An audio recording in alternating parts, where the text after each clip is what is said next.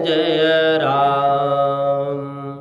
जिए मरे भल भूपति जाना, मोर हृदय सत कुलिस समाना। जियत राम विधु वदनु निहारा, और राम बिरह करी मरनु समारा। हम लोग कथा श्रवण कर रहे थे। श्री राम जी के वन गमन के बाद महाराज दशरथ जी भी स्वर्ग सिधार चुके, और स्वर्ग सिधारने के बाद जब ये पता गुरुदेव के आज्ञा अनुसार ये पता जब भरत और शत्रुघ्न को मिले, जैसे ही समाचार मिला और तुरंत वो वहां से प्रस्थान किए, अवध में आए। अपने माता कैकेयी से मिलने के बाद भरतलाल जी कौशल्या माता जी के दर्शन करने के लिए गए। तब भरत जी को सारी बात का पता चला कि मेरे ना रहने के बाद क्या क्या हुआ।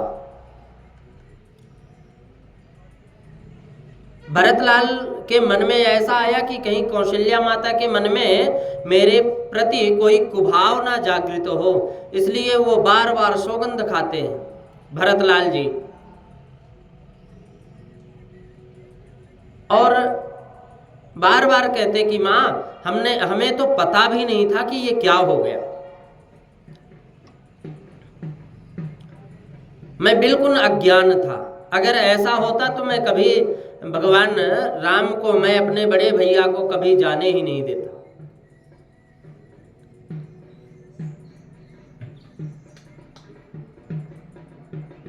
कौशल्या माता कहती हैं कि भरत बेटा, तुम्हारे पिता तो बहुत भाग्यशाली हैं, बहुत भाग्यशाली हैं। कारण कि उन्होंने पहले तो राम राम, खूब राम राम रटे। भगवान को जब तक जीवित थे तो वो राम के ही ध्यान में रहे। जब तक जीवित थे तो राम के ध्यान में थे, और शरीर को पूर्ण करने से पहले उन्होंने तो राम राम में ही अपने शरीर को डाल दिया, राममय बना दिया।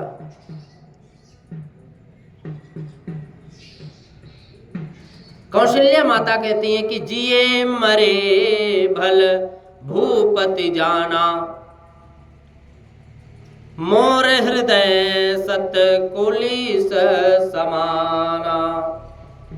जियत राम विधु वदन निहारा, बिरह करे मरनु समारा।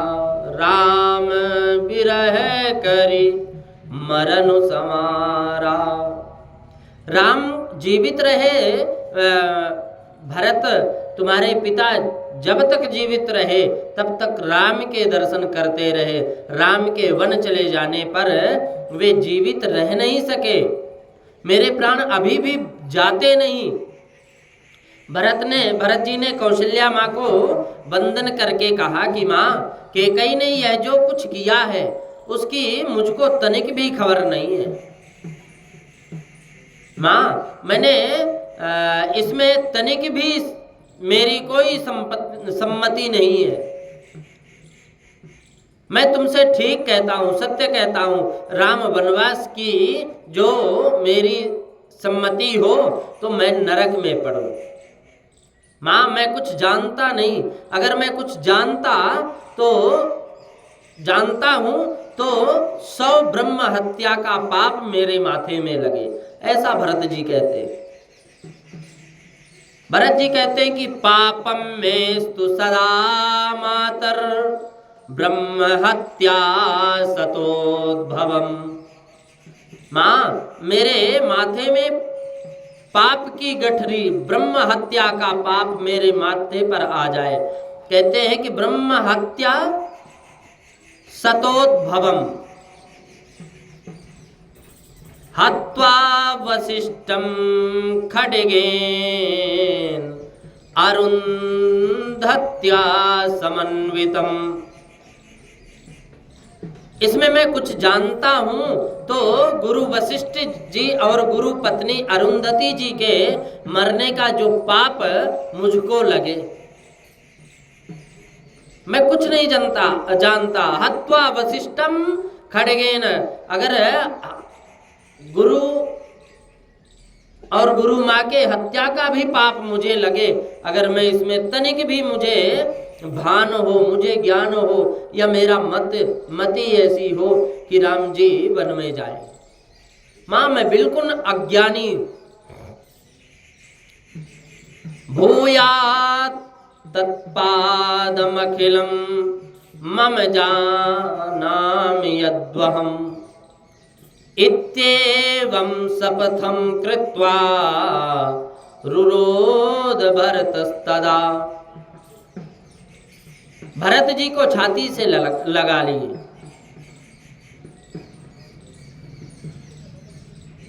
जब मरने की बात बोले ना, भरत जी के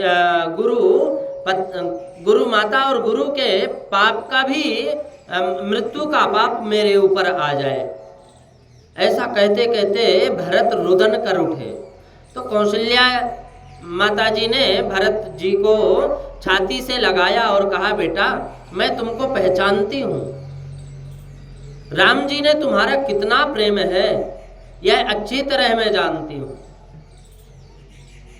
राम प्राण हूँ ते प्राण तुम्हारे, राम प्राणों से प्यारे हैं तुम्हारे, और तुम रघुपति ही प्राण हूँ ते प्यारे, तुम भी रघुपति के प्राणों से प्यारे हो। यह समस्त दोष मेरे भाग्य का है, विधाता आज मेरे प्रतिकूल है। भरत जी ने कौशल्या माँ को अनेक प्रकार से आश्वासन दिया। भगवान श्री राम लक्ष्मण जानकी जी वन में चले गए, परंतु मैं आपको जल्दी ही राम के दर्शन कराऊंगा, आप चिंता मत करो। बाद में वशिष्ठ जी महाराज भी आए और वशिष्ठ जी ने भरत जी को आज्ञा दी कि महाराज दशरथ के लिए शोक करने का तनिक भी आवश्यकता नहीं है, उनका मरण मंगलमय हुआ है, उनका मरण मंगलमय हुआ है, इसलिए उनके बारे में विचार करना, मृतात्मा के पीछे बहुत रोने से उसको भी वहां दुख होगा। महाराज दशरथ जीवित रहे तब तक राम के दर्शन करते रहे और जीवित रहे, अंतिम श्वास तक वे राम जी का स्मरण करते रहे, उनको तो जीवन और मरण दोनों सुधर गए। मरण मंदिर में हो अथवा घर में हो, यह महत्व की बात नहीं है, मरण के समय मन स्थिति कैसी रहती है उसी के ऊपर मृत्यु के पश्चात की गति का आधार होता। कदाचित किसी का मरण एकादशी के दिन मंदिर में हो, परंतु उसका मन प्रभु के चरणों में ना हो तो मरण बिगड़ता है। और अंतिम श्वास तक महाराज दशरथ श्री राम जी के स्मरण करते रहे। इसलिए वशिष्ठ जी ने कहा कि भरत, तुम्हारे पिता तो प्रभु के धाम में गए, उनके लिए रुदन करना योग्य नहीं है, तुम उनका आज्ञा का पालन, उनके आज्ञा का तुम पालन करना, तुम्हारा प्रमुख कर्तव्य है। वशिष्ठ जी ने भरत जी को उपदेश किया। पीछे वशिष्ठ जी की आज्ञानुसार तेल की नौका से महाराज दशरथ का शरीर निकाला गया, पूजा की गई, सरजू जी के किनारे वह ले जाया गया और भरत जी के हाथ से अग्नि संस्कार हुआ।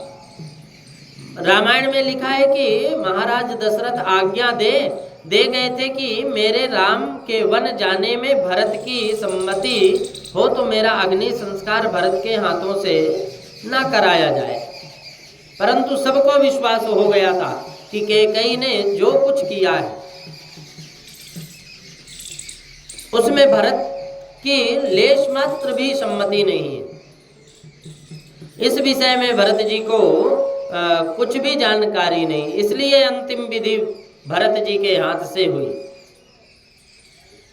उस समय कौशल्या जी बहुत व्याकुल हो गई, अग्नि में प्रवेश करने के लिए दौड़ती गई। भरत जी ने कौशल्या के चरण पकड़े और कहा, माँ मैं तो तुमको शीघ्र ही श्री राम के दर्शन कराऊंगा। राम दर्शन के निमित्त आप जीवित रहिए। भरत जी ने कौशल्या माँ को रोक लिया। बाद में गुरु की आज्ञा, गुरुदेव भगवान की आज्ञा, श्रद्धाधिक विधि की गई। फिर श्राद्ध जो मरण के बाद, दाह संस्कार के बाद जो विधि की जाती है वो सारी विधियां भरत जी ने की। भरत जी ने अतिशय दान दिया।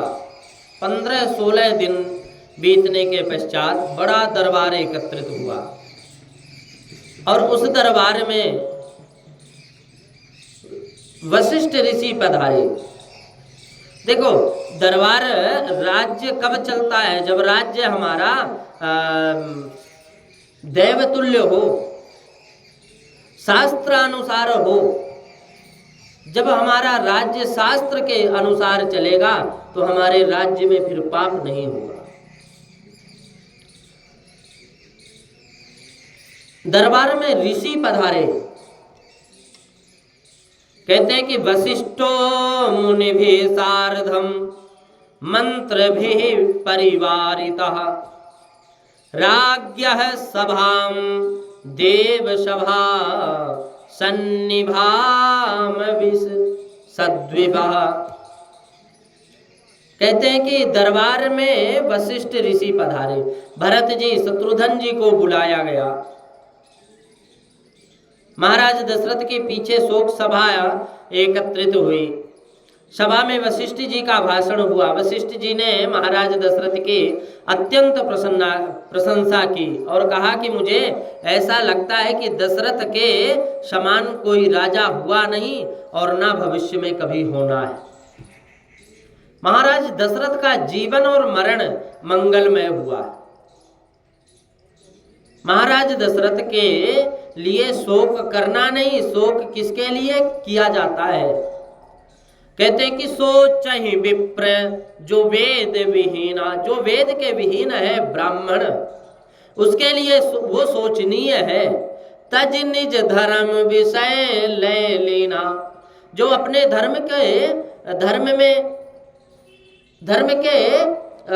को त्याग दिया। तज निज, जो अपने स्वयं के धर्म का त्याग कर दिया, वो सोचनीय है। सोचनीय नृप सोचय नृपति जो नीति न जाना, जो नीत नहीं जानता राजा, जो राजा राजनीति नहीं जानता, वो सोचनीय है। जेहि न प्रजा प्रिय प्राण समाना, जो अपने प्रजा के बिल्कुल भी नहीं चाहता। सोचय वयस कृतपन धनवानो जो न अतित शिव भगति सुजानो। सोचिए शूद्र विप्र अवमानी मुकुर मान प्रिय ज्ञान गुमानी। सोचई पुनि पति पंचक नारी कुटिल कलह प्रिय इच्छा धारे। सोचई बटु निज व्रत परिहारहि, सोचहि बटु निज व्रत परिहरहि। जो नहीं गुरु आयसो अनुसरहि, सोचहि ग्रही जो मोह बस करई कर्म पथ त्याग। और सोचय जति प्रपंच रत विगत विवेक विराग। बैसाखन सोई सोच जोगु तप बिहाय जेहि भावहि भोगु। और सोचहि विसुन अकारण क्रोधी जननी जनक गुरु बंधु विरोधी। सब विध सोचई पर अपकारे निज तन पोषक निर्दय भारे।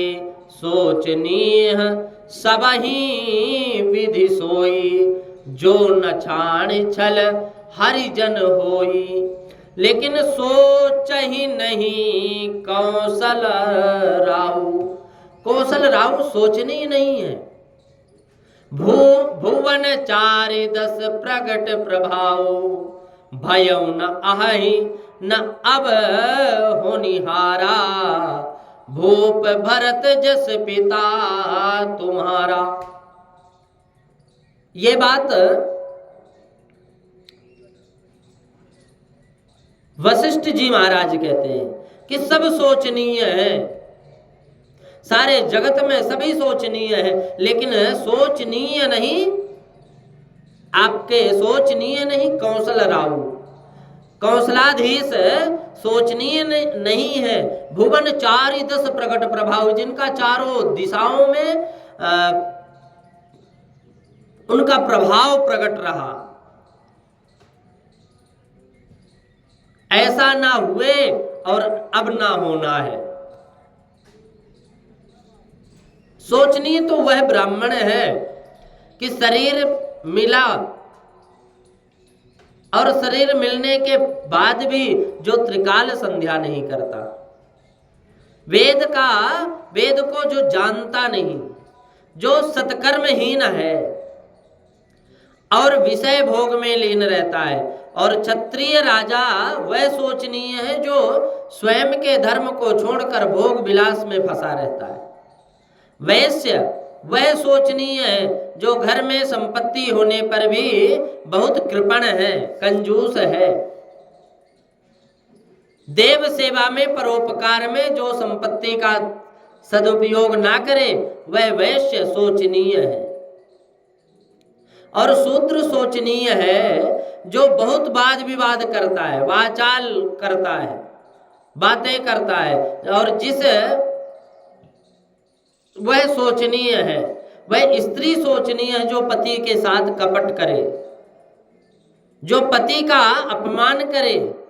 जिस स्त्री को पति देव में परमात्मा दिखते नहीं वह स्त्री सोचनीय है। वह ब्रह्मचारिणी सोचनीय है जो विलासी जीवन बिताता है। वह ब्रह्मचारी सोचनीय है जो विलासी जीवन व्यतीत करता है और वह गुरु की आज्ञा का पालन नहीं करता। वह गृहस्थ सोचनीय है जो आंगन में आए हुए अतिथि का मधुर वाणी से और जलपान का भी सम्मान नहीं करते। गृहस्थ का धर्म है कि द्वार पर आने वाला कोई भी हो उसको कुछ ना कुछ तो ठंडा पानी देना चाहिए। मधुर वाणी से उसका सम्मान करें।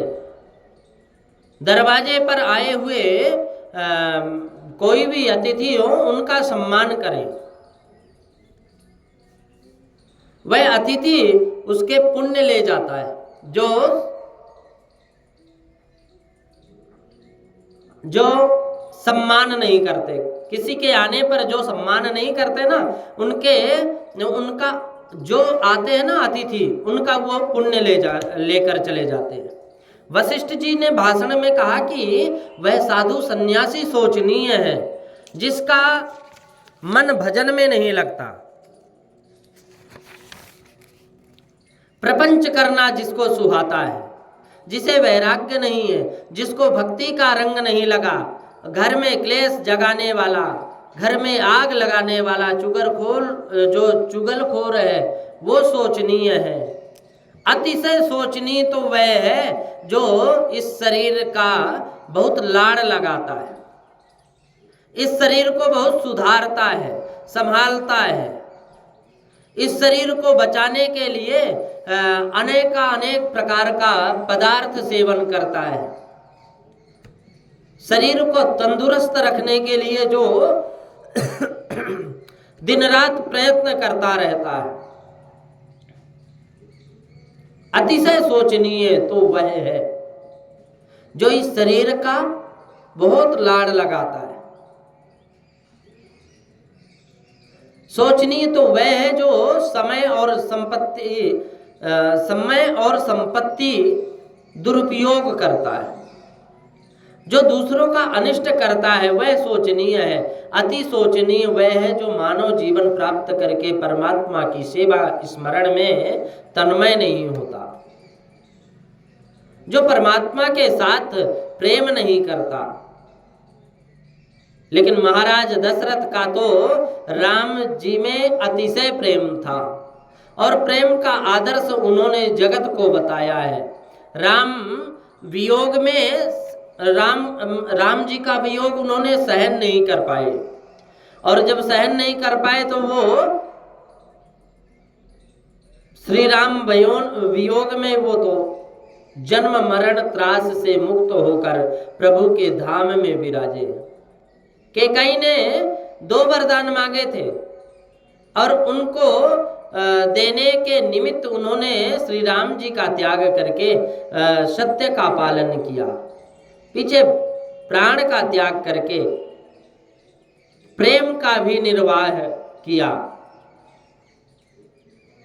महाराज दशरथ तो गुणों के भंडार थे, सब प्रकार बड़भागी थे, 14 लोक में उनका प्रभाव था। ऐसा तो कोई राजा आज तक ना तो हुआ और ना होगा। वशिष्ठ जी ने पीछे श्री सीता माँ राम जी की भी प्रशंसा की।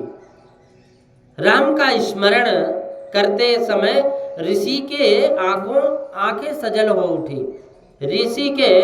वशिष्ठ ऋषि के आंखों से अश्रुपात निकलना प्रारंभ हो गया, आंखों में आंसू आ गए।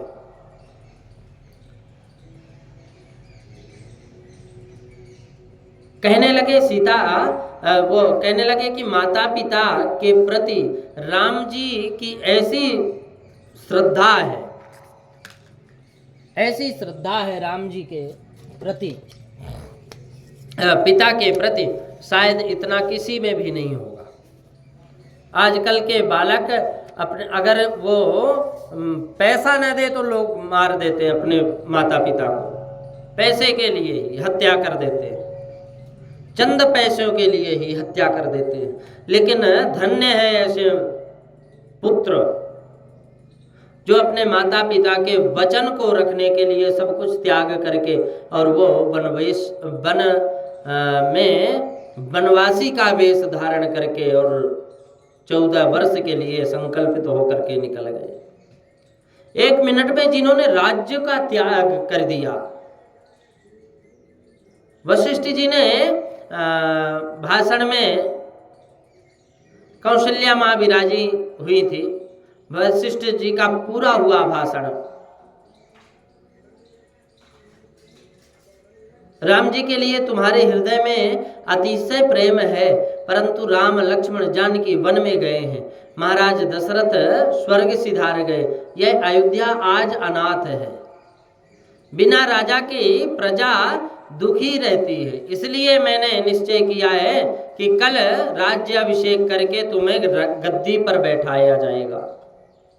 14 वर्ष तुमको राज्य करना ही पड़ेगा और 14 वर्ष के बाद श्री राम अयोध्या पधारे, उसके पश्चात तुमको योग्य लगे तो वैसा करना।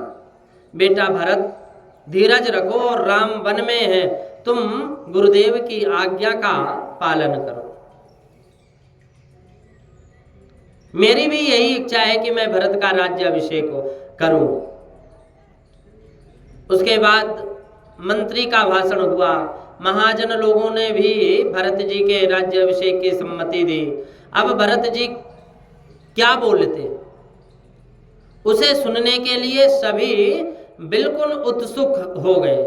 कि भरत जी ने कहा कि श्री सीताराम जी का स्मरण किया और सीताराम सीताराम सीताराम करके भरत जी खड़े हो गए। उन्होंने गुरुदेव के चरणों में वंदन किया और कहा कि गुरुदेव की आज्ञा का पालन करना मेरा धर्म है और आज्ञा योग्य अथवा अयोग्य है उसका विचार करने का तनिक भी आवश्यकता नहीं है। गुरुदेव की आज्ञा पालन करने का में ही हमारा कल्याण है। सूर्यवंश के राजा तो गुरुदेव की आज्ञा बालकों को जन्म मात्र देते हैं, परंतु इन बालकों का श्रेय तो गुरु के अधीन होता है। हमारा सबका रक्षण करने वाले तो हमारे गुरुदेव वशिष्ठ जी हैं और गुरुदेव ने मुझे आज्ञा दी है। मेरी माँ कौशल्या ने भी आज्ञा दी है कि बेटा मेरा राज्याभिषेक हो। अयोध्या की प्रजा भी ऐसी इच्छा रखती है कि राज्याभिषेक भरत का होना चाहिए।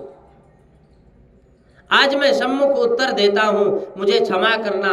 आप सबका वंदन करके मेरे हृदय में जो भाव आते हैं उनको आज मैं व्यक्त करना चाहता हूं। मुझको लोगों से इतना ही पूछना है कि मुझे गद्दी पर बैठाकर अयोध्या की प्रजा सुखी होगी, ऐसी इनकी मान्यता है, या मैं सुखी हो जाऊंगा, ऐसी मान्यता है। मैंने तो निश्चय किया है कि मेरा कल्याण सीताराम जी की सेवा में है। लक्ष्मण जी कहते कि हित हमार सियपति सेवकाई, मेरा हित सियपति की सेवा में है, श्री सीताराम जी की सेवा में है। मैंने अपने मन से निश्चय किया है कि श्री सीता राम जी की सेवा से ही हमारा कल्याण होगा।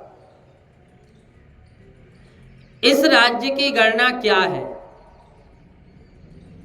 श्री राम बिना राज्य किस काम का है? जिस राज्य की भी शोभा नहीं, राम सेवा में मैं जाऊंगा, यह मेरा निश्चय है। कदाचित तुम प्रेम मानते होगे, ऐसा मानते होगे कि भरत को गद्दी में के ऊपर बैठा देंगे तो अयोध्या की प्रजा सुखी हो जाएगी। यह तुम्हारी कल्पना अतिशय खोटी है। तुमसे ठीक कहता हूं, कैकेयी का बालक कैकेयी की अपेक्षा भी अधम है। मेरा जन्म इस जगत में हुआ ही नहीं होता तो आज मेरी अयोध्या दुखी ना होती। अयोध्या के दुख का कारण भरत है और इस जगत में ऐसा कौन है जिसको श्री सीताराम जी प्राणों की अपेक्षा भी प्यारे ना लगते हो? ऐसा कौन है? कहते हैं कि मोह बिन को सचराचर माही, जेहि सिय राम प्राण प्रिय नाही। जिसको प्राण प्रिय ना हो ऐसा कौन है? मैं और मेरी माँ कैकेयी, हम दोनों के सिवाय इस जगत में ऐसा कोई नहीं है जो श्री सीताराम जी में स्नेह नहीं। यह सब अनर्थ मेरे लिए हुआ है। इसलिए मैं चाहता हूं कि ये जन्म से अयोध्या दुखी हो गई है अब, और मुझको आप गद्दी पर बैठाएंगे तो धरती रसातल में डूब जाएगी। मैं अधम हूं, मैं पापी हूं, मैं दुरात्मा हूं। इसलिए पृथ्वी पर गंगा जी को लेकर आने वाले महान राजा भगीरथ जिस गद्दी पर विराजे थे, जिस गद्दी पर महाराज दिलीप बैठते थे, जिस गद्दी पर महाराज रघु सुशोभित होते थे, उस गद्दी सूर्यवंश की गद्दी को मैं प्रणाम करता हूँ। इस गद्दी पर बैठने के लिए मैं योग्य नहीं हूँ। मैं इस गद्दी पर बैठने के योग्य बिल्कुल नहीं हूँ। मैं तो सेवा करना अच्छा समझता हूं। मैं अपने श्री सीताराम जी की सेवा करूंगा।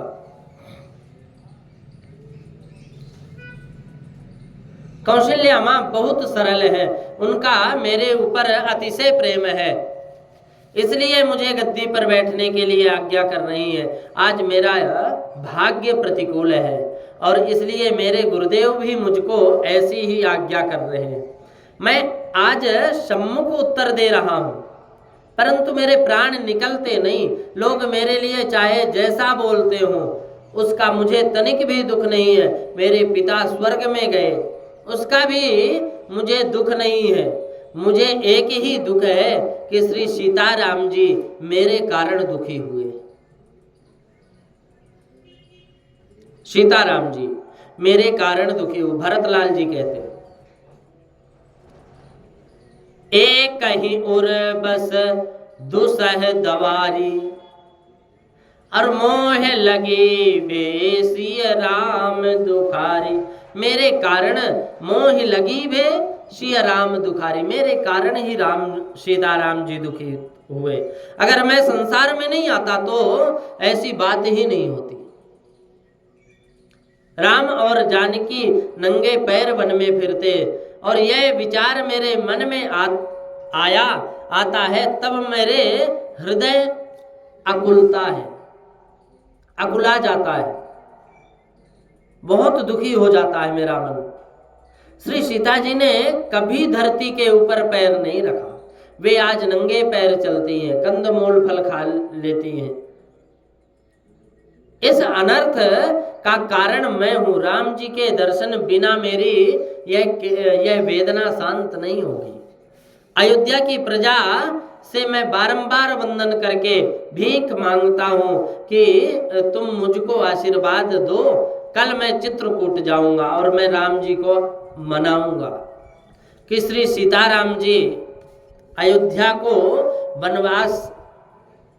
अयोध्या को वापस आ जाए और मैं राम जी को मनाऊंगा, मना करके वापस लाऊंगा और सूर्य वंश की पवित्र गद्दी पर विराजेंगे तो मेरे भगवान, मेरे राम सीताराम जी विराजेंगे। वने वसाम्य हम दुर्गे रामो राज्य भविष्यति। ऐसा मुझको आशीर्वाद दो कि मैं श्री सीताराम जी को वापस अयोध्या लौटा लाए। 14 वर्ष वन में मैं रहूंगा। मैं अपराधी हूं, इस सब अनर्थ का कारण मैं ही हूं, परंतु मुझको विश्वास है कि मेरे बड़े भाई मेरे अपराधों के लिए मुझे क्षमा कर देंगे। यद्यपि मैं अनभल अपराधी, मैं भय मोहि कारण सकल उपाधि, और तदपि शरण सन्मुख मोहि देखी, क्षमी सब करहि कृपा विशेषी।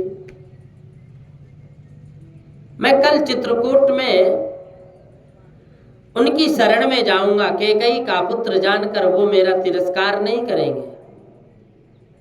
मेरे ऊपर उनका अतिशय प्रेम है। मैं छोटा था ना, तब खेल खेल में किसी दिवस राम जी ने मुझको नाराज नहीं किया और मैं राम जी के शरण में जाऊंगा। सीता जी राम जी को मनाऊंगा। तुम उनको आशीर्वाद, वो मुझको आशीर्वाद दें। मेरी यही भावना है। तो इसलिए अब आप समस्त अयोध्यावासी और गुरुदेव सहित मुझे आशीर्वाद दें, मैं श्री सीताराम जी को वापस लेकर के आऊं। कल मैं चित्रकूट जाना चाहता हूं। राज्यम चाहम चरामस्य, यह राज्य राम जी का ही है। मैं राम जी का सेवक हूं।